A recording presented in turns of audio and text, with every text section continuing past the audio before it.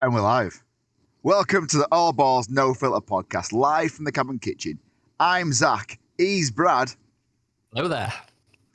and behind the scenes, we have a man that was once nominated for a Nobel Peace Prize, but he couldn't attend the awards ceremony because it passed his bedtime. It's researcher Carl. Yes, researcher Carl. How we doing, mate? You all right? Yeah, I'm good. It's been a couple of weeks since we've been together, so it's going to be nice to catch up and talk some ball. That's it, my man. That's it. I'm looking forward to it. What we're going to start today. Well, today, as has become regular now, we'll look at the news headlines for this week. We've got our selected games for Balls of the Week and a roundup of the remaining wildcard round games.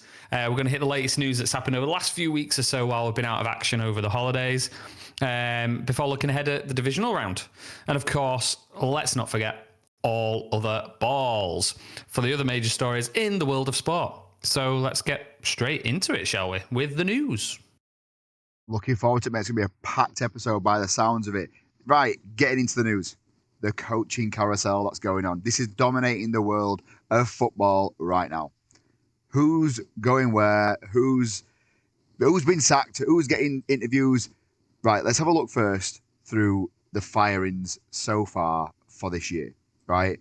Because there's been, I don't know if it's because like we're covering it, quote unquote, like as in I'm looking into it a bit more, but it just seems to be a lot of people have been binned off this year. Like I know there's a lot of turnaround normally, but there just seems to have been a lot of right out the door. What do you reckon? Yeah, I mean, I think it's nice to throw a positive note on other podcasts that we enjoy, and I'm a big fan of Heed the Call, and they say every year that there is always 6 to 8 coach firings, no less, no more. And I think by the time Black Monday was sort of like partway through, we had 6, and then we got another one and another one, and we've got 8 available opportunities here for a coach to go in to a team, try and make their mark. But equally, we've got 8 coaches, many of which could potentially pick up head coaching jobs elsewhere. I agree, and there's some big names on the list. So just going through the list right quickly. Giants, Brian Daboll. I pronounce his surname. Yeah, Brian Daboll out of the window. Are you surprised? Yes or no?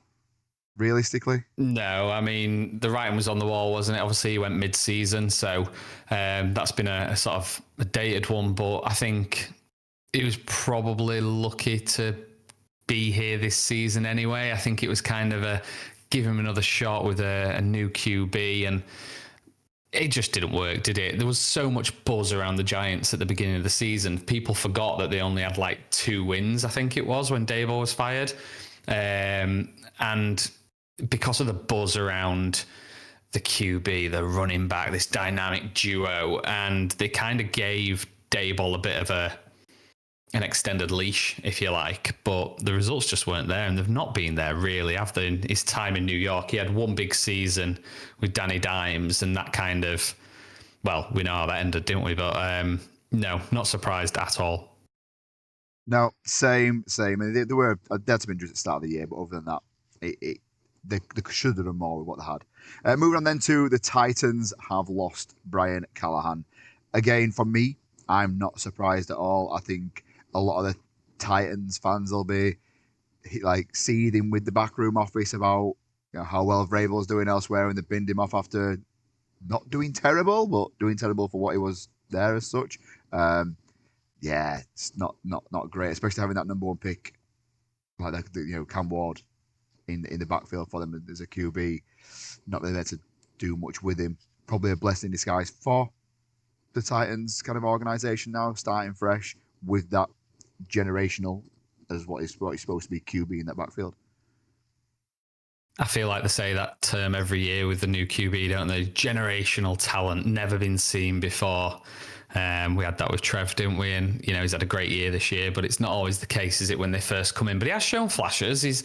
Cam Ward's definitely shown flashes, but there wasn't enough there to save Callahan's job. I mean, if you look at this list generally, I think there's a few there that are no surprise. You've got Raheem Morris departing from the Falcons. You've got Pete Carroll from the Raiders. You've got Jonathan Gannon from Cardinals. I think all of those teams that we've spoken about so far are kind of obvious, like to be expected, but there's definitely 2 names in there. I'm saying 3 because Mike McDaniel, there's so much mixed reporting on. Like, he wasn't fired on Black Monday, as they call it, but the Stefanski and the Harbaugh are kind of the 2 names. Harbaugh especially was a surprise, and I think we'll probably dig a bit deeper into that. But Stefanski's been given a good amount of time, and he's had opportunities where he's actually done really well with what he's got. I mean, he was handcuffed to Deshaun, wasn't he? And he's made it work with so many QBs. I don't have the exact stats. I mean, researcher Cal might be on this trying to look at it, but I think Browns have had an insane number of quarterbacks starting different games for them during Stefanski's time. I can't remember the exact figure, but I know it's significant. And he's a lot of times made it work. I mean, look what he did with Flacco. He's had those moments. Shador wasn't terrible, Well, he had moments both ways, I think. But he's a little bit of a surprise. But I think the big name of them all there, obviously from the Ravens, is Harbaugh, isn't it? Yeah, I mean, what were it? 17 seasons he was there. 17 years he was there. He's a big name. He's a household name. He's known. What were him and Tomlin there for the durations. The big guys. I was very surprised. No, I wasn't surprised, but I was shocked at the same time. Like you could kind of see it coming after the past, this year in particular. But it did kind of be like, it's going to seem weird seeing somebody else on that sideline of the Ravens. If I was a Ravens fan, how would you feel? Because the buzz now around the coaching pool, there was a buzz before. Stefanski was like a target for a lot of people. Like, I saw in the news, like, a lot of people were getting him in for an interview. Like, we want this guy on our team. And then all of a sudden, Harbaugh gets binned off, and it's right. Everybody wants him. I think Adam Schefter tweeted out that there was teams that currently had head coaches that were reaching out to potentially get an interview, which, as a Ravens fan, I'm like, oh my God, please don't be Titans 2.0. Please don't be Titans 2.0 with the whole Vrabel thing. Like, what's going to happen here? But again, look at Baker Mayfield and Sam Darnold, for instance, right? They didn't fit their They didn't fit their organization. And sometimes you kind of outgrow it, you drift apart, it goes a different way. Maybe it's a blessing in disguise for all teams around it, all areas, should I say. But yeah, for me, it's a weird one with Harbaugh, because if you look at that list of big names, he's going to be, or should probably be, the first domino to fall. So he's going to set that sort of, not set the market as such, but in terms of, like last year it was Ben Johnson, wasn't it? He was the hot name, and it's a different kind of group here we've got looking at jobs and looking to be that next head coach of whatever team. It's a different sort of cohort, but he's the name, isn't he, that's going to make all those dominoes fall afterwards, or as far as I'm concerned, that's the way it looks. But on the flip side of that, and this is where I think it's so crazy, is you look at that list of teams as well. And if you were a prospective head coach and you were in demand, what's the team you'd want to go to? You've got Giants is the big Tiffany franchise, isn't it, of the NFL? It's the one that they all, look to. It's in that top tier of established historic NFL clubs. You got the Titans with Cam Ward. That's exciting. It's new. Could you replicate what Ben Johnson's done in Chicago? That's probably what people are going to be looking at. The Browns and the Raiders right now, I would avoid like the plague. But then the Ravens have got Lamar Jackson.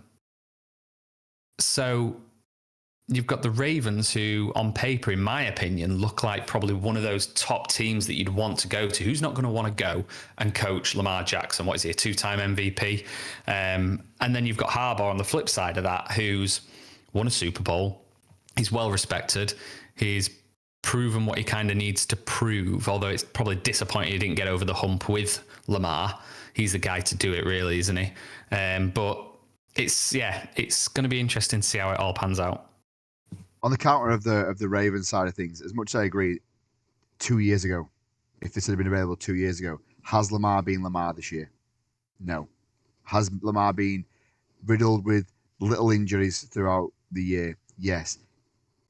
Is this mobile, agile QB that's run X amount of yards over the past X amount of seasons, is it catching up on him? Is But his that's body Lamar. starting?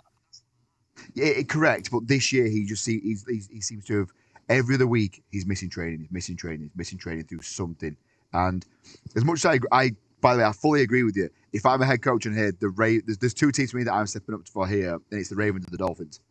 It really is, and just I just I'm think a Dolphins fan, and I'm avoiding them like the plague. I don't know. I just contract. Tua's contract is insane.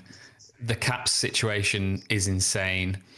There's a new GM, so that's in place. But on the flip side, you ride it out for a year. If you're not happy with Tua, you can ship him on, really, and it's much more financially sensible. Your cap situation's a lot better in a year. Maybe actually it's a good one because you've kind of got that 1 year risk-free Hail Mary shot before then maybe going out with the GM, getting your new QB, full restart, and you've kind of got then the usual 2 or 3 years that people get maybe. So maybe you're in for a shout there, but I'm not convinced with the Dolphins situation next year. As a Dolphins fan, are you surprised that McDaniel's gone? No, but at the same time, he's struggled in areas and he's struggled to evolve. I think he made some bold decisions this year, which if you look at the back end of the Dolphins season, we actually, things did get a lot better. And I'm not necessarily saying that's because Tua wasn't on the field. I think it was just the game planning, the approach to the games, all those sort of things were different. So to say he's not evolved is probably not fair. But then on the flip side, I don't think he's evolved enough and developed enough and quick enough. Fair enough. Like I think he's the perfect role for like an OC, not a head coach just yet. But we'll see how we get in. So let's quickly run through the interviews that are happening now. The confirmed interviews, right? So at the moment, the Falcons have interviewed John Harbaugh, Kevin Stefanski, and they have interviewed a few other people as well, such as Vance Joseph, Robert Saleh, and Jeff Halfley. Halfley, sorry, my bad. Pronunciation there is bad. Yep. The Ravens then moving on to them. They've interviewed Keith Kingsley for the head coaching job there, with a few other ones expected but not reported as of yet. The Raiders have interviewed Jesse Minter. He's confirmed to be interviewed. I don't think he's actually interviewed just yet. Oh, okay. So perfect. Happy days. And then there's a few other names going across. I know McDaniel's been interviewed at Cleveland, which I think would be a very risky buy if I were Cleveland. But there's a few other ones across there. Now, I agree with you. I think there is no head coaching jobs filled until Harbaugh's gone. I think everyone see where he goes, and then boom, go from there.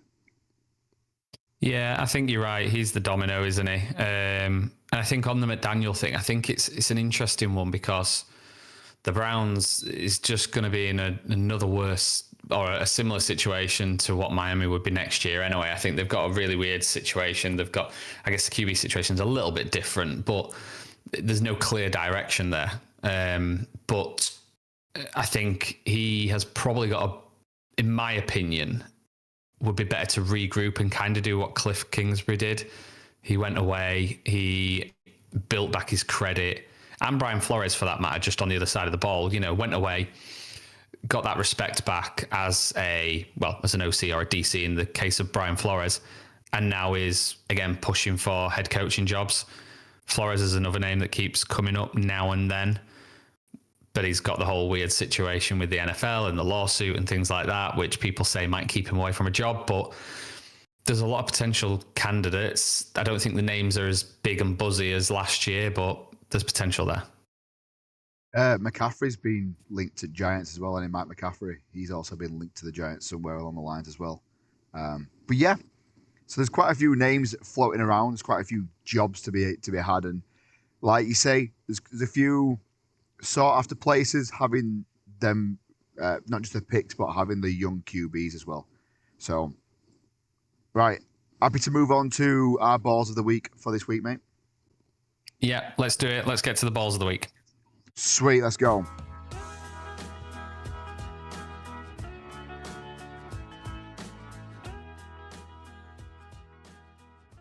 Alrighty then. Balls of the week. Number 1 is the Green Bay Packers versus the Chicago Bears.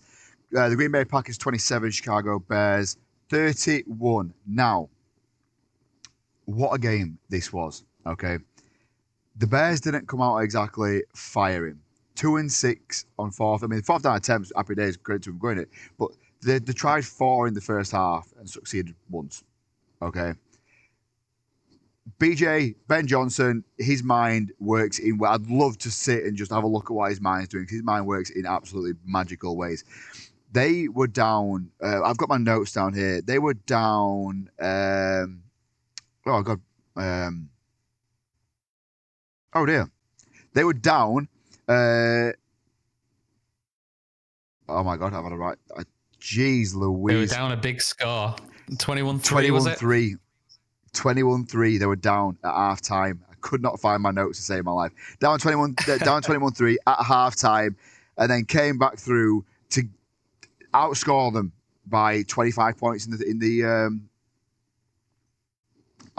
the fourth quarter and overtime. 25 points. It's a big dramatic way to turn over a rival, isn't it? Like, that's a crazy turn of events, and it's got to be down to a combination of Caleb and Ben. Like, Ben Johnson's absolutely nuts, isn't he? Like, he is chaos in a can, and I think he's been kind of like hidden under the limelight when he was at the Lions, or he was hidden in the shadows more so, if you like, when he was at the Lions, and now he's got that front and center attention, if you like, as the head coach of the Bears, and taking Caleb Williams, doing what he's done with that team to make that turnaround in a playoff game over a division rival. It's just huge. 100%. Through 3, like, as we're looking at the stats here, through 3 of the quarters, Caleb Williams got 177 yards with 2 interceptions. Fourth quarter alone, 184 yards, 2 TDs, 2 2-point conversions. Right, this guy is excelling so much. Now, if you look at how he was last year and how he's grown and things like that, he's just progressing so well. And when BJ got the job there, a lot of people were saying, Caleb and Ben Johnson's personalities will clash. Ben Johnson's quite a regimented person, where Caleb's quite out there, and and all of a sudden they're now growing, and they've formed this partnership. And I believe there was a video circulating in the changing rooms afterwards of Caleb like giving Ben Johnson the game ball, be like, "This guy's changed my life," and that 20 years they've got that for. If he stays fit, 20 years they can have that for. This guy looks phenomenal, and we can't talk about Caleb and Ben Johnson's offense without talking about that throw. The throw where Caleb is on the move. He then throws what would technically be crossbody whilst jumping and having a Green Bay defender holding onto his ankle at the same time. And yet the pass is unreal. The strength this guy has is unbelievable to be making them type of throws. Now, if I'm a Green Bay fan, I'm looking here like, okay, Ben Johnson openly has stated the Ben Johnson kind of, also the Green Bay Chicago feud is not ideal anyway. The rivals losing after having such a big lead is not ideal. As a Green Bay fan, I'm thinking now, what's next for us? Because we shouldn't be giving this much against playing a divisional rival 3 times a year is tough anyway. But to lose that after having that lead is a bit of a statement. And to make matters worse, which I love this, I'm not going to lie. To make matters worse, Ben Johnson afterwards in the changing room is like, I hate the Green Bay Packers. I'm so lame about them. And like to publicly go out there and say that, and Chicago are publicising this. I'm all for that. Let's go, a bit of smack talk, and it's good. Touching on some of the Green Bay stuff though, like Jordan Love throws 323 yards. That's not a bad doing by a QB. Throwing 323 yards, 4 touchdowns, and no picks, still loses the game. What you want to be looking at here is special teams. Now, me, you, and Research Cal are all part of British American football. Me and you coach. Cal's part of the team. And we've always stated for years and years, special teams will win you games. Okay? They can make or break your games. Brandon McManus missing 2 field goals and 1 extra point is ludicrous. And that's lost them the game. They've won that game there. Yeah, albeit Green Bay couldn't sack Caleb. Happy days. But if that special team play goes through and them kicks go through, Green Bay have won. Yeah, I mean, it is one of those things, isn't it? Special teams can win or lose you a game, absolutely. It's just so interesting that what you mentioned about Ben Johnson going, I hate Green Bay, blah, blah, blah. I can't remember where I heard it, just today or yesterday, probably just on Twitter or X, but it was a throwback to one of Ben Johnson's sort of early interviews when he got the job in Chicago. And I think he like openly said something along, I'm not exact quoting here, but basically, I can't wait to beat Green Bay. I can't wait to beat Matt LaFleur twice a year. And that's what he's done. So I think am I right in thinking they had a share of the spoils in the divisional games? I think it was 1-1, wasn't it? I believe. Yeah. And then obviously this one settled the score. And it's just interesting. Is it just one of those seasons, and Bears have had a great season, credit where credit's due? Or is it a turning point in the rivalry? Think back to the years when A-Rod was at Green Bay and he's at Chicago, like, I own you, or whatever it was he said. And it'd be so interesting to see how this goes over the next 2 years. Did you see the interview after, where they've all got the cheese graters on the head and he's there literally grating cheese on live TV and just like they're all laughing about it. It's brilliant. It's so much like smack talk and it's just brilliant. Like that's what you want to see out of a rivalry, isn't it? I'm all for that. I think there's too much of this like, good to see you, really good friends. No, on that field, like you have rivals for a reason. Yeah, afterwards you can go do what you want to do, but when you have them rivals for a reason, and like this brings back like an old school soccer. Sorry for the UK fans here, an old school like 90s soccer, Man United, Leeds United rivalry. Like that's what you want to bring back. That old school kind of you're playing your divisional rival, but you're playing the ones that you don't like, the ones that you really, really don't like. You're gonna go in a bit harder. You're gonna get leveled. You're gonna, it's gonna hurt. But I'm all for it. That cheese grater incident with the hat is it's my kind of shit out. Is that I love that type of stuff. But yeah, anything else on the Green Bay and Chicago game before we move on to our balls of the week number 2? No, I think it's it's a real exciting game, and I think the fact of that division rivalry just sort of added that extra heat. But it was definitely one of those games, and we were kind of lucky this weekend on the whole, especially for the first part of the weekend. It's one of those games that you don't traditionally get in the wildcard round. The wildcard round's quite often full of duds, isn't it? 7th seeds just getting shot from day one, out of the door. But we didn't start with that this weekend. So I think all first 3, maybe 4 games were all close, fun, exciting games. And this obviously was one of those early ones. So it was just a nice, exciting way to start the weekend, I think.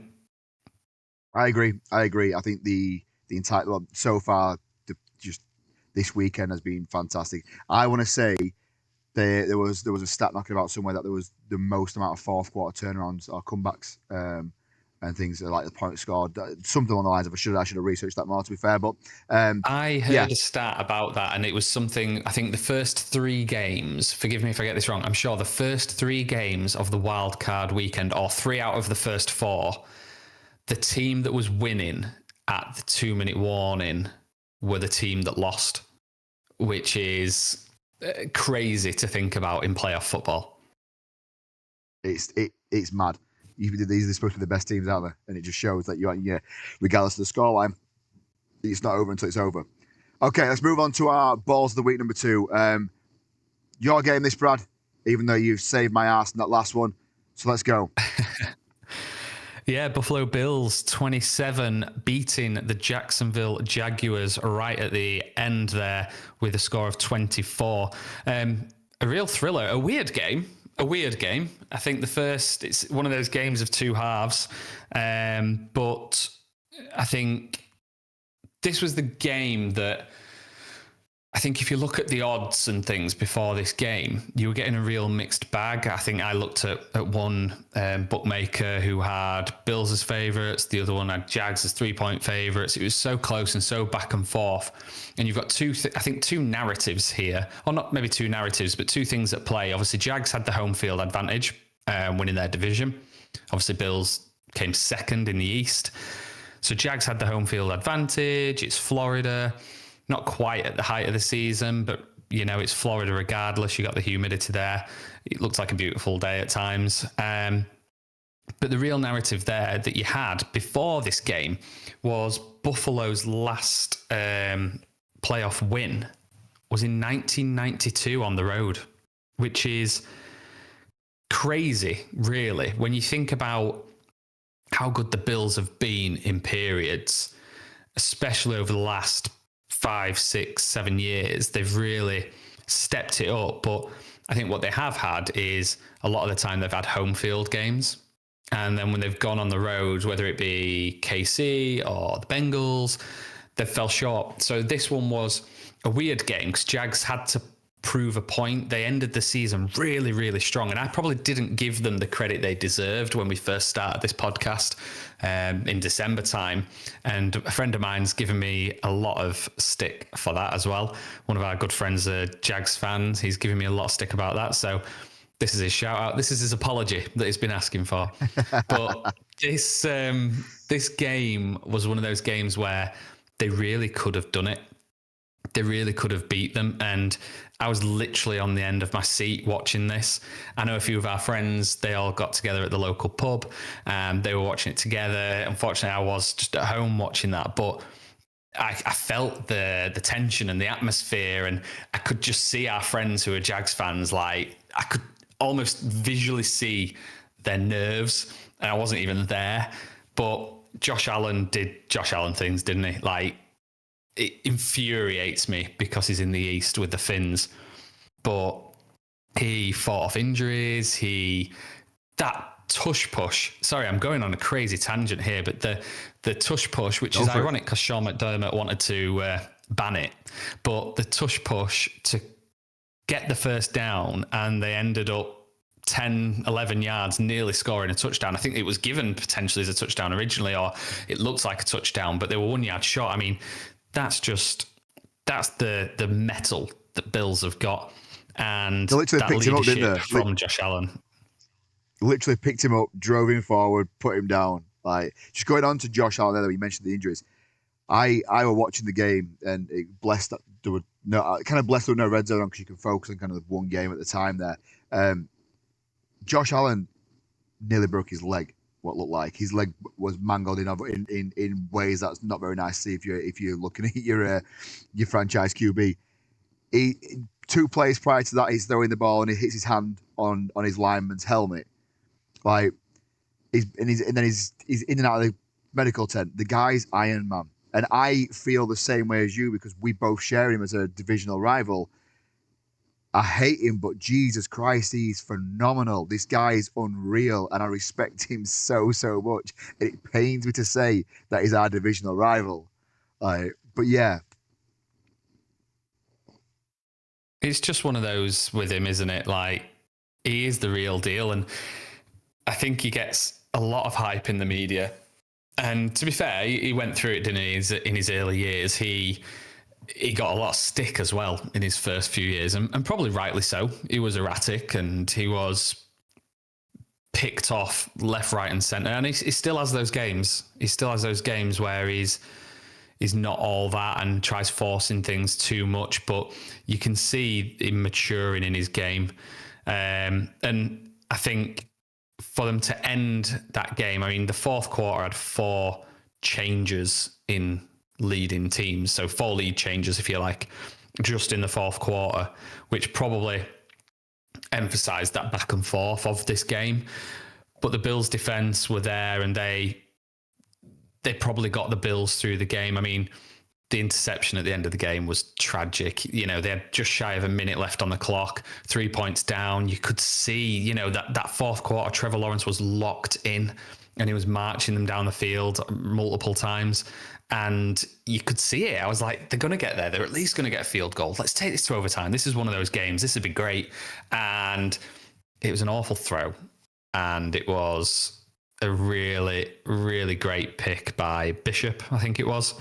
And was it a tipped pass maybe, actually, in hindsight? Either way, it was a really brutal way to end the game. It wasn't the only time he was picked off. I think was it 2 picks perhaps. And yeah, I feel for the Jags because they really did close out the season really strong, and they could have won this game. I think credit to Liam Cohen. He got a lot of stick when he started in Jacksonville. You know, that press conference of the Duval was awful. It was disgusting. And rightly so, he's had a lot of stick for that, but actually he's done a really good job. And it'll be exciting to see where the Jags go from here. yeah. Looking at the Jags, like looking at T-Law and how he came out. For me, from a just a guy watching the sport, I thought he came out in the first couple of drives, first quarter in particular. I didn't think the Jags played well at all. I didn't think they came out. I thought it took him a bit of movement to go, and then like you say, they just got better and better as the game went on. Towards that back end of the game, they were that last part of the season Jags that we knew. And I think if they come out like that, I think it'd be a completely different game. They didn't utilize that run game that the Bills have been weak against a lot this year, in my opinion. Whether that is the Bills just picking up on that and doing better to stop, I don't know, but they could have utilized that a little bit more for me. But don't you feel like the second half when they really started taking it to him, like, yeah, you know, there was complimentary football there, but it was actually Trevor's passing game that, in my opinion, that really took it to them. It was definitely complemented by the running game, and that did pick up. But yeah, it was just a weird first half for the Jags, and then the second half was even crazier considering that first half. But yeah, a good exciting game for the AFC. I think wildcard round definitely. It's a shame, and like obviously not taking into the fact that the Bills are our divisional rivals. I'd have liked to have seen the Jags progress purely from another team being further up the standings when it comes down to the playoffs. You can put into a bowl 5 or 6 teams or 5 teams, should I say, that you're probably gonna get into the playoffs and progress through to certain rankings. It's nice to see the likes of the Jags this year progressing to where they've got to. The Texans as well, like they're another team that they're a great team, by the way. I'm not putting shade on any of the teams or anything, but they're just getting better and better as years to come. And you've got the likes of other teams that are dropping down. It's nice to see new teams coming up, and they will be. I think the Jags will be a scary team going forward. So yeah, balls of the week number 2, done and dusted. It's I believe now we're going to get into the whip round, my man. Is that okay with you?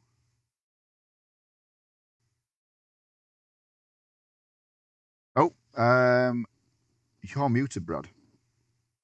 What a rookie error. Let's get Right, going. let's get into the whip round, shall we? Take two.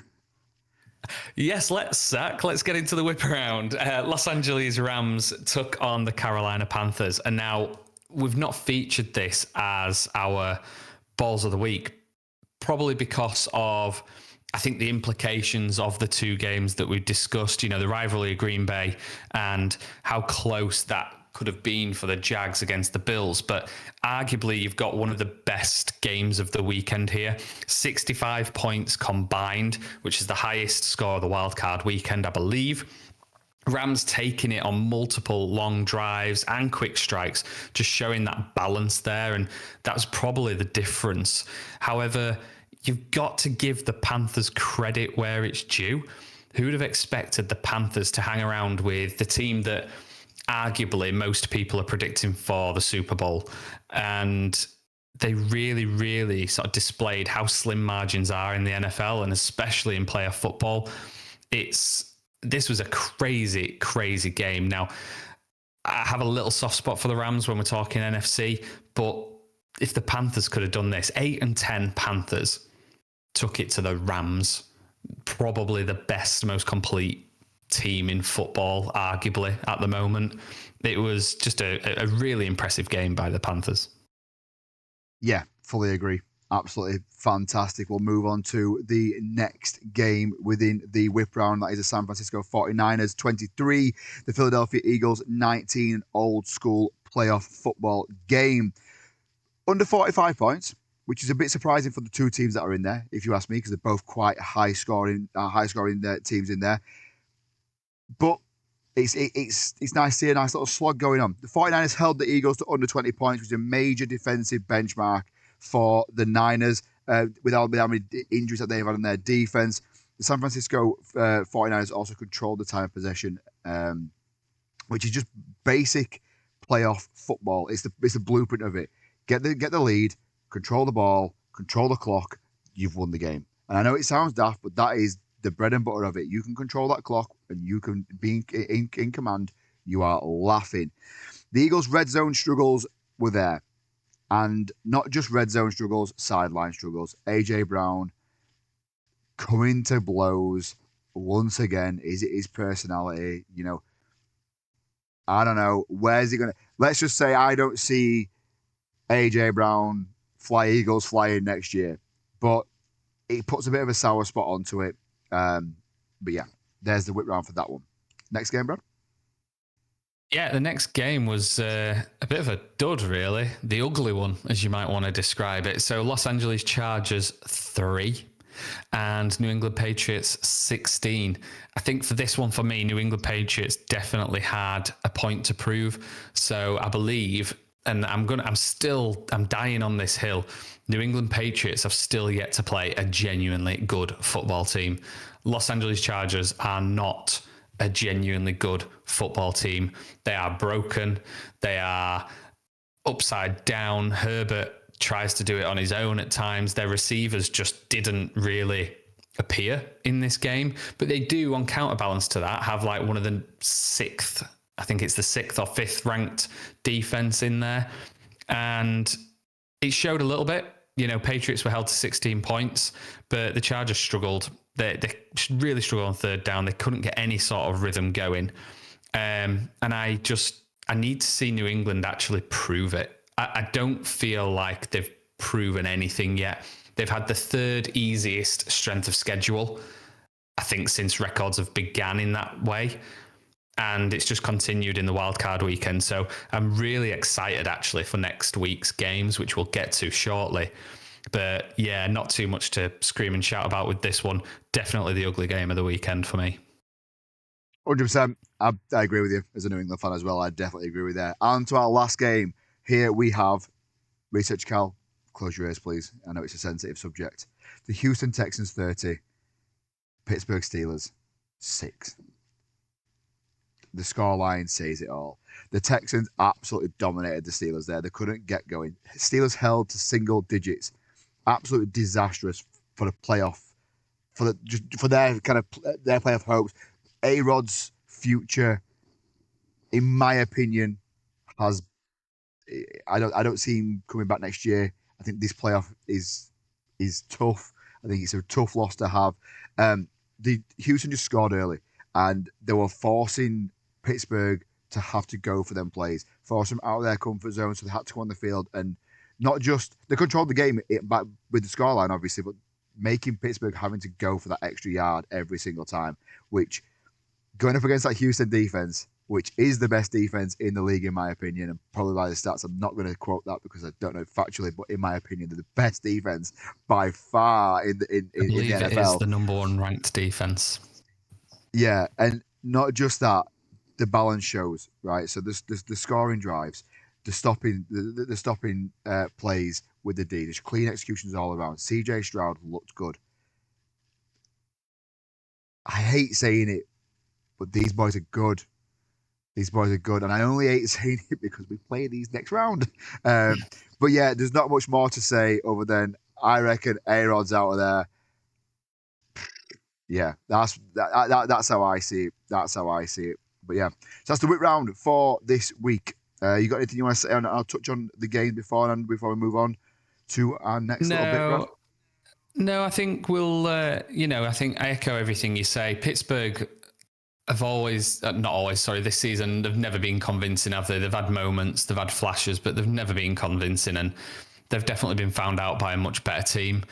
You've got the Houston Texans and you had the Jags, both from the South, whereas, a week ago you had two teams from the North battling it out. It's almost like, I almost wonder, and it was a friend of mine who we were just chatting in a group chat, on a fantasy chat, just today, actually. And it's interesting that if the Ravens had beat Steelers a week ago, would Harbaugh have been fired this season? Would Ravens have been able to go on a bit of a run like the Ravens can? It's almost like the Steelers deprived us of what might have been. Sorry, Cal, but it's a bit fraudulent. And I think A-Rod's probably done. Maybe. He's a bit of a weird one. No one really knows. And who knows what's going to happen with Tomlin. There's loads of talk, isn't there, about him going into the media and things but time will tell. But there's definitely the hype there, or the rumours are there that the media have got him coming. So it'll be interesting to see what happens over the next days, weeks in Pittsburgh with those two guys. That's it. Right. So we've spoken about the games that happened this weekend. We've got some MVP odds and some Coach of the Year odds. I want to touch on this with you now. I'll get your predictions on here. These are from just before this weekend's games because Trevor Lawrence is still on this list. So don't shoot us down for that. Oh, wait. It's regular season anyway. Regular season anyway. Yeah. Regular season. Yeah. Regular season MVP odds here. Matt Stafford out in front, 4-7 favourite. Drake May, 75. Trevor Lawrence, 250 to 1. Sam Darnold, 400 to 1. Caleb Williams, 500 to 1. MVP, who have you got for it?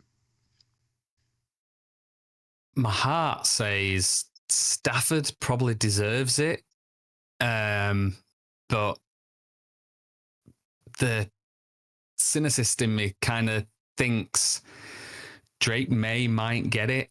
I think he's got a real good shout. I mean, the odds are very close, aren't they? I think Stafford deserves it. I think May might get it. So, for a non-Patriots fan here, I agree. But the reasons why I agree is I look at the weapons around the QBs, and it's what they make with them weapons around the QB. Stafford has Puka. Stafford has Devontae. Two of the best wide receivers in the NFL, two reliable sources. Whereas Drake doesn't have... He has Stephon Diggs, correct? Right, he does. He has Stephon Diggs there. Matt Stafford also has like 15 tight ends that he can rely on. Okay? I just feel like the targets are more there for Stafford, which makes his job a little bit easier. I am not taking away from Stafford in any way, shape, or form. I think the guy is unreal. I think he's had the best year of his career this year. I think he just shows why he is who he is because of what he does on that field. If he won it as a Patriots fan, if he won it, I wouldn't be disheartened. I'd be like, yeah, this guy deserved it. He did everything there. But at the same time, I just think Drake did a little bit more with what he had around him. Personally, I think it's two-horse race. I don't see it from anybody else. I think it's two-horse race personally. No, and these awards are always like quite skewed anyway. It's the media darlings, and we've got the coach of the year there as well to discuss, and it's always a similar picture, isn't it? It's who's the media darling, who's everyone backing. It's a little bit like the Pro Bowl in a different way, that it's a bit of a popularity contest in a way, not quite as much as the Pro Bowl, obviously, but the coach of the year one, I think for me, is probably a little bit easier to call. I think it is the odds on favourite there for me. It's Mike Vrabel. He's turned the franchise back around, hasn't he? He's come in and almost returned Patriots instantly back to that glory. I think they need to sustain it, obviously. They're not quite at that Brady stature, so they need to sustain it over a number of years. But for a first year returning coach, or a coach at a new team in their first year, he's done a tremendous job, I guess, for similar reasons what you've just spoke about, Drake May. Credit where it's due. It kills me to say, but yeah, I think Vrabel's in for the coach of the year. I'd like to think so. It'd be a nice little sweep if we got them both. I'm not going to lie. It would be. And it's refreshing to see from a Patriots fan when the entire world hated us for so long. And now it seems to have flipped. The entire world kind of likes us a little bit now. And they don't want to admit it, but I wouldn't still go that do. far. I don't know. I think people are starting to like the Patriots. I'm not going to lie. But yeah, I would agree there, mate. Mike Vrabel there. I'm surprised Ben Johnson's not at a closer odds, to be fair. That did surprise me. Yeah. I am. But I think it's more back end of the season. Not all Zach, I'm going to have to stop you. Zach, I'm going to have to interrupt you. Sorry. Just as we're recording this live, It's just popped up to me now. We have some breaking news. Look at this. So I don't know if you've seen this yet, Zach. It's just popped up on my phone now as we're recording. The Pittsburgh Steelers head coach, Mike Tomlin, announces that he's stepping down. So just to confirm what you said earlier, Zach, it's 19 years, I believe, he's had in charge. Wow. So following their defeat yesterday, he's gone. He's gone.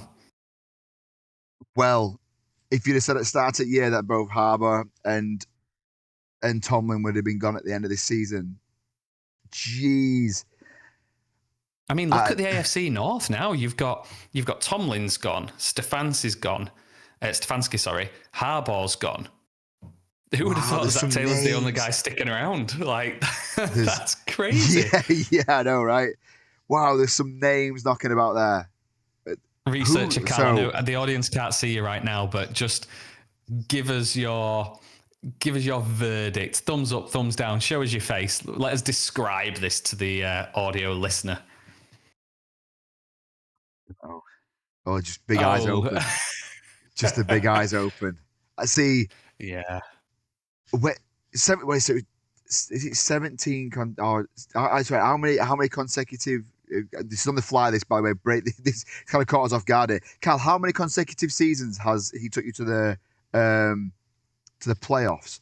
Because yes, it's a big defeat against the Texans, but where does he stand in terms of like what he's done for the club? Is this another like Harbour situation where it's, yeah, you've done a lot for us. We know, we appreciate that you're a good coach, and we appreciate that if you did go somewhere else, you would probably do wonders. But like,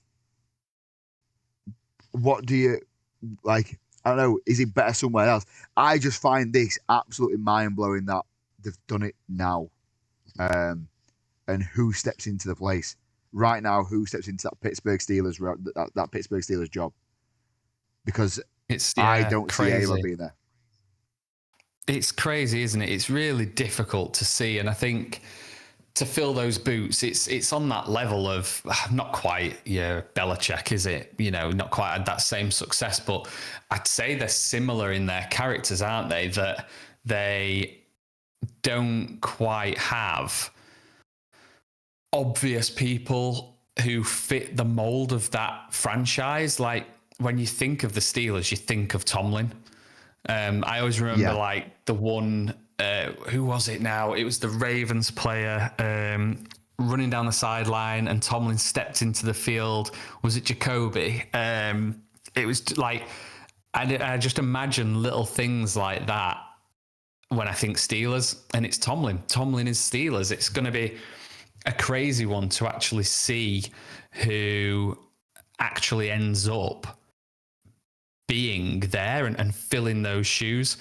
Research Cal's actually just sharing now. It's obviously just come up quite quickly. So it's crazy how quick these odds appear, isn't it? Yeah. But apparently Chris Schuler of the DC, the DC of the Rams, should I say, is the odds on favourites, along with Brian Flores, who we mentioned earlier. Robert Saleh and Clint Kubiak up there as well. Really, really interesting. And I love this, by the way. I love this stat here. yeah, The last time the Steelers hired a new head coach, the iPhone didn't exist. That's fantastic. It's kind of caught me off guard a little bit, because there were talks throughout the season. Is Tomlin ready to go? There's been talks for the past month or so. He's got a media job lined up. And just you going back on like the what ifs on the Harbour, if he didn't lose to XYZ, would he have still lost here now? Would he have still lost his job? How many big games, did Tomlin not have to lose to lose his job here? If this scoreline had been closer, still lost but closer, would he have still lost his job? I think the NFL is a bit of a... I think it's been... my gut says it was probably in the works anyway. My gut says that, we don't know the full... I don't know the full ins and outs at this moment. The notification was that he stepped down. Whether that's a mutual thing, you never really know, because when someone's meant so much to an organization for so long, you're probably going to give them the respect to publicly be able to step down, as opposed to publicly they've been fired. You never really know, but I think it's definitely seemed within the media this year, isn't it, that the writing's kind of been on the wall that this was potentially his last year, unless something crazy happened and they went on a big run. It was almost a bit of a last-ditch attempt, really, getting A-Rod in for the year. Maybe that's why it was just a one-year thing. There's lots of ifs and buts, but my gut says it was probably done. I know Research Cal's just chiming away in the background for the audience. His keyboard's he agrees. on fire. His keyboard is on fire. Man. He looked tired after time. He did. But I just think he's the face of that Steelers. This could be a nice little, turnaround for you. Look, over time, this is breaking news to us. It's very kind of shocked for us as such. First time we've had the news kind of come out live there. Credit to Research Cal for getting that typed up and getting it on the screen as quick as he did do for us. But yeah, Mike Tomlin no longer part of the Pittsburgh Steelers. I don't see him coaching. I think the rumors will be true and he goes straight into the media. Only time will tell. So yeah, big one on that. Divisional round games, Brad. So let's get into that, shall we? Yeah, so, let's do it. Divisional round games this Saturday and Sunday. We have the AFC divisional roundups, which would be the Denver Broncos versus the Buffalo Bills, at the Denver Broncos, which is Saturday at 9:30 p.m. UK time. And then after that, on Sunday at 8 p.m. UK time, we have the Houston Texans at the New England Patriots. For me, I know it should be because it's the divisional roundup games. Two very, very exciting games to watch. Not going to lie, that Buffalo-Denver game is going to either be a 3-point game or either team, I'm not going to name a team because I think either team could potentially run away with the game. I think it's without a doubt the most exciting weekend of football for me. The divisional round games are always the best games of the year. What's crazy, I think, with the Buffalo Bills and the Denver Broncos here is I think you've got the 6th seed at the 1st seed. And if you'd have put these two names in at the beginning of the season and you'd have said, this is the 6th and 1st seed, which one's which? There's no way in hell anybody would have said the Denver Broncos are the 1st seed and Buffalo Bills are 6th. I think it's crazy. I think the Broncos have got a distinct advantage that mile high. Buffalo Bills are going to have a tough game here. But I feel like the experience of playoff football from the Bills, from Josh Allen, could could be the edge in this one. I think for this particular game, again, I hate it, but I'm probably backing the Bills. I think the experience of the Bills being in the playoffs really helps them out here. But there's something about, please don't tell us friend Kane, who, by the way, who's a Denver Broncos fan, and he's again a part of our team that we play for in the UK. But you're using the word friend very loosely there. Acquaintance. Please don't tell me I'm going to say this, but there's something about that Denver Broncos team right now that they're just so exciting to watch. Bo Nix is just so exciting to watch.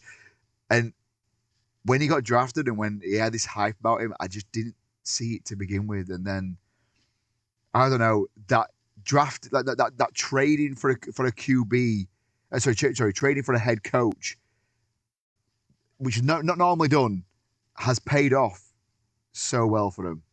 And I don't know. I'm going Denver. I'm going Denver on that match for sure. Denver on that match. It'll certainly be an interesting one. I think it's definitely a good one to start the divisional weekend, isn't it? It's going to be an absolute storm. Yeah. But then it's the Houston Texans and the New England Patriots afterwards.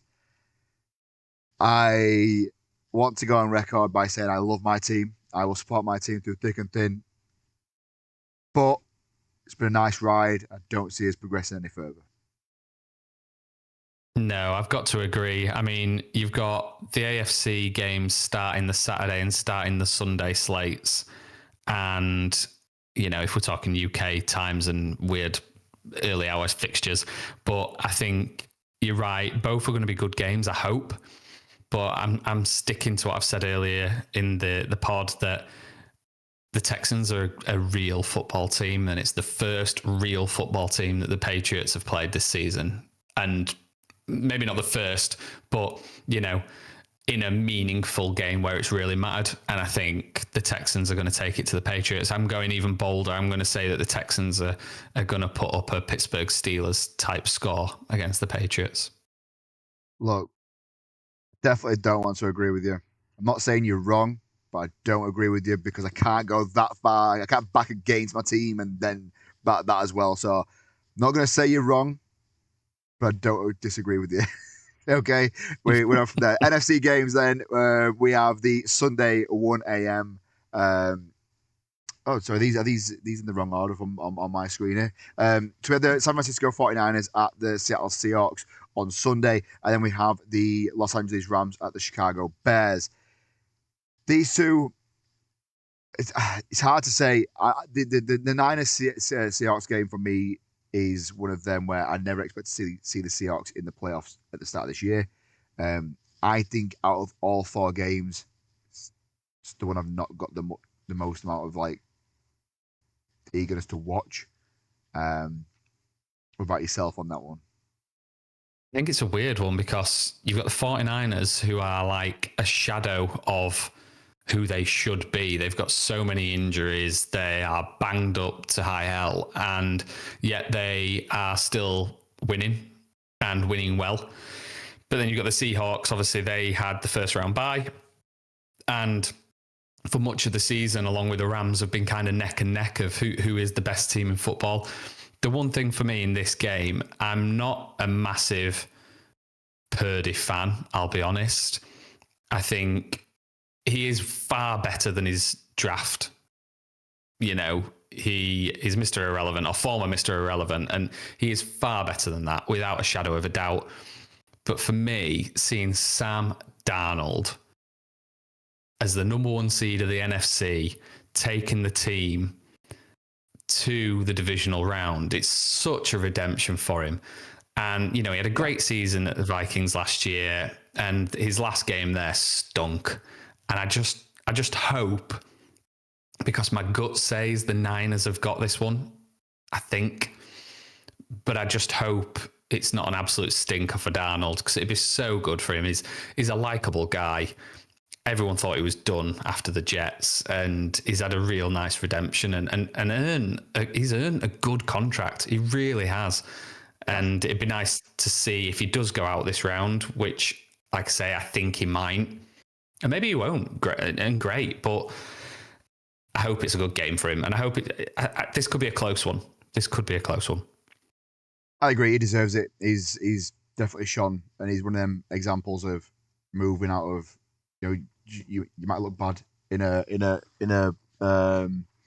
sorry about that. You might look bad in an organisation, but if you come out of that organisation to go elsewhere, you can show your kind of colours, and him and Baker Mayfield are two prime examples of that. Moving on then to the Los Angeles Rams at the Chicago Bears. I think this is up there with a Denver Broncos, Buffalo Bills kind of game. This has the potential for me to be an absolute storm. The potential for me on this is this could be one of the highest scoring playoff games that's ever been out. It has that kind of, for me, it has that kind of that hype around it. Two really high scoring offenses at this moment in time, two inform offenses as well, two exciting offenses. I'm all for this. This is going to be a great game for me. I think the difference with this one for the Bears are if they fall behind like they did in the wild card, I don't see them coming back. I think the Rams are just too good, and they're going to struggle if they let themselves slip early on. But I hope you're right, and I hope it's an exciting competitive game, and it's potentially the game of the weekend for me. I think every game here has got a lot of potential. You're probably right. In the Niners Seahawks is probably the one that I don't look forward to the most, despite it being a good game on paper. But this one, the Rams and the Bears, could be the game of the weekend. And I think here you've got the NFC champion in the Rams. And I think you've potentially got on the Saturday the AFC champion in the Bills. And I'm going to make a prediction here, and I'm going to ask you for yours, Zach. Who have you got winning the Super Bowl? Because I'm saying Rams. Texans. Wow. I mean, that would be exciting. They've never been there before. That would be mega exciting. I think that Texans team right now is the best team in the NFL. In form, forget stats and all that jazz, right? To watch a team that is in form right now, that Texans team for me is... you know what, right? I'll go as bold as saying the winner of that game wins the Super Bowl for me, out of the Texans and New England, because I think both of them are in form, but I don't think New England have what it takes to take on the Texans. I'm just saying that now. But for me, Texans win the Super Bowl. For my predictions on the NFC games, by the way, just right quickly, because I think research can't want to jot these down. I'm going to go Niners. You've gone Rams, aren't you? I'm going to go Bears. I'm backing my boy Caleb. He's my number one QB in fantasy. I'm backing my boy Caleb. Let's go for it. Caleb, you're taking me there. I see this as at the moment, okay, Houston Bears Super Bowl. I think it's going to be electric. I think it's going to be absolutely electric. Who would have said that at the start of the year? What's great for the audience who, if they're watching, obviously they can't see Callum, whereas we can. And it's funny when you said the Texans are going to win the Super Bowl, myself and Research Cal just pulled the exact same face, which probably says everything there. But yeah, it'll be an interesting round, definitely. I'm looking forward to it. We love an underdog story. We love an underdog story. So they're your divisional round games that are coming up this weekend. Be sure to check it out, and obviously we'll have everything from that weekend next week in next week's episode as well. And just while Brad mentioned that there as well, if you are watching this, or if you are listening to this and you don't realize you can watch it, Spotify and YouTube have video versions of these podcasts. Feel free to head over and watch them. All the fancy graphics are on the screens from all the stuff that Research Cal does for us and things. All the information's on there. So come over and drop us a follow and a subscribe while you're there. Anyway, Brad, we're going to move on from the divisional games to a little feature that we do called All Other Balls. Okay, so I'm just going to hit the jingle music and then we're going to get into it from there, my man. Oh, I love that short jingle. It's just nice and in your face. Boom, boom. All the balls. So, do me a favor, explain to the audience who've never listened to this podcast before what All Other Balls is. Yeah, so All of the Balls is where we touch on other sports from around the globe, around the country, around the town, if you like, which we'll be touching on shortly. It's where we pick up features that aren't the NFL and highlight what's going on in the world of sport.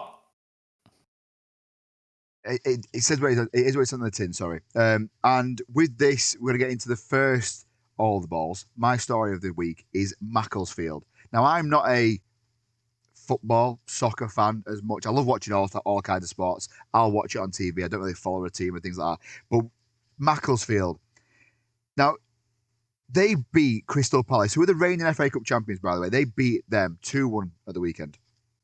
And it's the biggest ever FA Cup upset in terms of like league places between teams, and I love it. I love this like underdog kind of mentality.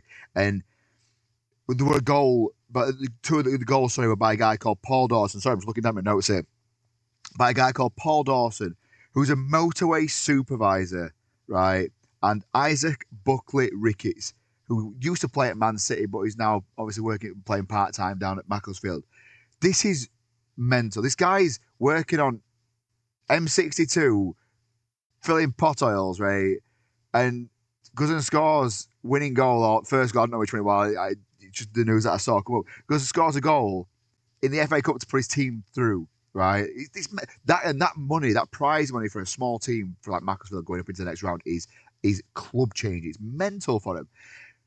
A fun fact about Macclesfield here, though, is the owner bought the club on Rightmove as a drunken buy after a night out after the Phoenix Club went up for sale following the original Macclesfield town going bust in COVID, which is ludicrous. Absolutely ludicrous. And it's also managed by Wayne Rooney's brother. This underdog story for me, I'm gonna go on Sky Bet and gamble responsibly. I'm gonna back Macclesfield to do something in this FA Cup. I'm gonna put 50 pence each way on them and see where they go from there, see what odds I can get. But that's the story number one of All of the Balls, and it's Macclesfield dominating the FA Cup this weekend. On to you, my man. Yeah, I mean that's a crazy story. That's a real David and Goliath without being too cliche, isn't it? But it's mad, absolutely mad to beat the reigning FA Cup champions as well. It's just insane. Yeah, I mean for our next story.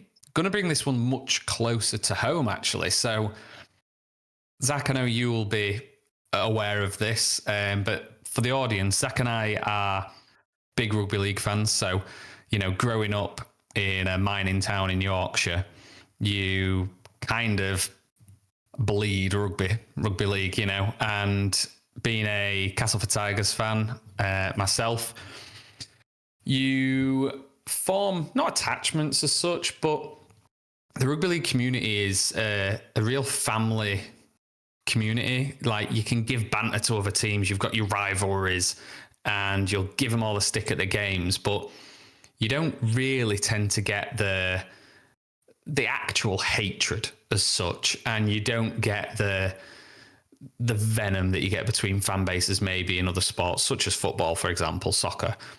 And it's quite sad, really, to hear about what's going on at Featherstone Rovers. So just a bit of backstory. So Featherstone Rovers, really close club to Castleford, like an old rival. And there's always that bit of banter between the two teams. And so last year they came into some financial difficulties. And it's no secret if you know anything about the sport that it's not the most profitable sport in the world. But for me, as well as the NFL, rugby league is without a doubt one of the most exciting sports to watch. You watch a 0-0 game of rugby league and you've watched an absolute battle on the field. And it's difficult with teams maintaining the necessary funding, sponsorships, TV money. There's so much there which we won't go into. But long and short is Fev came up short and basically were threatened with a winding up petition. And then in December 25, just before Christmas, they formally entered administration due to debts and things like that the team have accrued. moving on a little bit into January, so the Rugby Football League, so the RFL, confirmed that the Featherstone Rovers will not compete in the 2026 Betfred Championship or the Challenge Cup and have not been granted RFL membership for the season. So this comes despite there actually being a consortium that submitted a bid to take ownership and rescue the club, but the RFL had made a decision. RFL being the governing body of a sport that wants to grow and has clubs like Featherstone with a rich history, but they ruled they didn't meet the necessary governance and sustainability criteria because it was considered too closely tied to the previous ownership, and said it wasn't basically secure enough in its finances. It's heartbreaking. It's heartbreaking, and like for me, I don't know what this really means for the club, because if they're not playing in the championship, where do they play? Will they play? It's not quite clear on how all this looks, but it's really interesting what other clubs and communities have gone out and done. One of the nice ones I saw was Whitehaven. They have offered free admission to all of their games for Featherstone season tickets holders. Now, I know it's a bit of a journey, but I think it's just a good gesture, and it shows that community spirit, that family spirit of rugby league. And it's really gutting. It's really gutting for the club, and I hope they can come through it the other side, really. Yeah, listen, as a Cas fan, you grow up 18 Fev. You do. You know, and that's the rival that we spoke about earlier within the NFL, and it's the rival that you want, but you hate him on the field, and off the field you have a drink with him. Like, it's the community within the rugby league scene is unreal. Like, within the NFL, for instance, you'll see your team play with 60,000 people plus watching this team. We're talking about 6,000 to 10,000 people at most watching your team here, and that community, that these people that are playing for Fev, we went to school with them.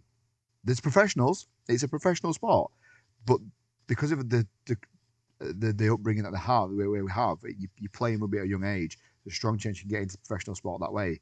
And seeing people losing their jobs because an ownership's done what they've done money wise, you know, there's a lot of speculation out there which you can't say is true or not true, and where the money's gone and etc. and who's been paid and who hasn't been paid.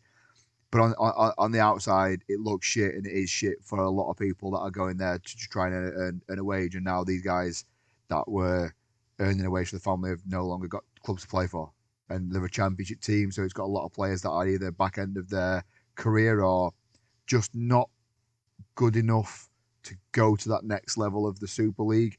These are, you know, in the championship, you'll have the borderline part-time teams, but they're still full-time, so they're not getting paid an absolute ton, but they've lost out on what they've been doing all their life, and it's heartbreaking to see. Regardless of what team it is, you don't want to see it. And it hits close to home because it's down the road. It's 10 minutes down the road for us. It could happen to anybody. And now it's kind of like rally calls, get them going. Personally, I think Fev are now done. I think the ownership behind it have killed. This is my views, by the way, just my personal views. I think the ownership have killed it. I think there's no turning back from it. I think they're selfish, and they could have sold up years ago when they should have done, made some money, but he saw what were coming in and didn't do anything from there. So there's going to be a stadium sat there. It'll be houses in the next 15 years. And it's a sad sight to see, because you don't just change teams in rugby league. You don't just move to the next local team because you've been brought up that you don't do that. It's sad. It's sad to see. It is. It really, really is. But yeah, so that's anything else on that one, mate, before we move on to our final I think you summed part. it up. Sweet. Right, we're going to move on to the final part of the evening. Something a little bit lighter for you all. If you did tune in or listen to the last podcast that we did, which was just before Christmas, we introduced Carl's Conundrum. Okay, and just right quickly, thank you very much for the people that got in touch on the comments on YouTube and the messages that we got through our socials. The answer to Carl's Conundrum was Tom Brady. So well done if you got that right. I should have got that right straight away, but when you're recording this and you get asked the question on the spot, it's a little bit like deer in the headlights type thing. So well done on that if you got that. We're going to bring in Carl's Conundrum again now. We're going to ask you a question. We'll get this up on our socials again afterwards. Just quickly on that, on the social side of things, at ABNF Podcast across all your socials. Get it followed because we're going to be posting little snippets and predictions on there for you to get involved with as well. So let's get into Carl's Conundrum Zach, for I'm going to have this to correct you, week. mate. We need subscribers. I'm going to have to correct you. ABNF Pod. So it's at ABNF Pod. Tap us up. Our script needs updating then because our script says ABNF Podcast. So I apologise there.